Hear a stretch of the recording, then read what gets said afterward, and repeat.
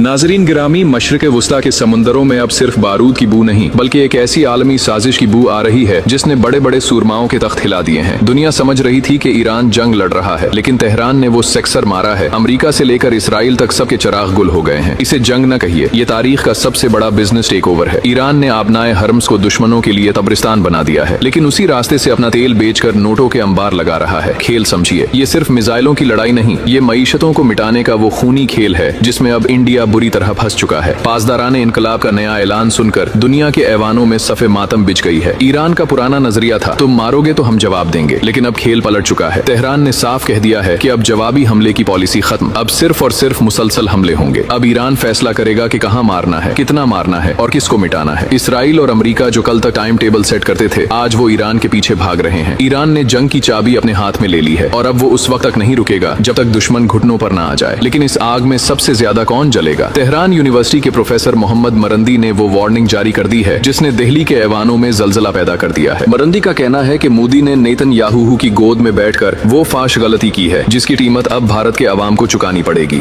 Iran अब भारत को neutral नहीं देखता, बल्कि उसे इसराइल का फ्रंट मैन समझ रहा है। याद रहे, भारत अपनी जरूरत का 88% तेल बाहर से लाता है और वो रास्ता आबनाए हर्म्स से गुजरता है जिसकी चाबी ईरान के पास है। अगर तेहरान ने आंखें फेर ली तो भारत के पास सिर्फ 60 दिन का तेल बचा है। इसके बाद क्या होगा? अंधेरा, खामोशी और तबाही। हिसाब लगाइए, अगर तेल $150 पर चला गया तो भारत का $220 अरब का बजट हुआ में उड़ जाएगा। पेट्रोल ₹150 लीटर से ऊपर निकलेगा। महंगाई का वो तूफान आएगा जो मोदी सरकार के हर दावे को बहा ले जाएगा। चीन खामोश है, जापान डायलॉग कर रहा है, लेकिन भारत ने इसराइल के साथ फोटो शूट करा के अपने सारे ऑप्शंस खुद ही दफन कर दिए हैं। ईरान का बिजनेस चमक रहा है, वो पाबंदियों के बावजूद चीन को महंगा तेल बेच रहा है जबकि उसके हरीफ मार्केट से आउट हो चुके हैं। ये ईरान की मिलिट्री विक्ट्री नहीं, ये ईरान का इकोनॉमिक कू है। अब देखना यह है कि क्या भारत इस मुआशी सुनामी से बच पाएगा या ईरान का ये गुस्सा सब कुछ राख कर देगा।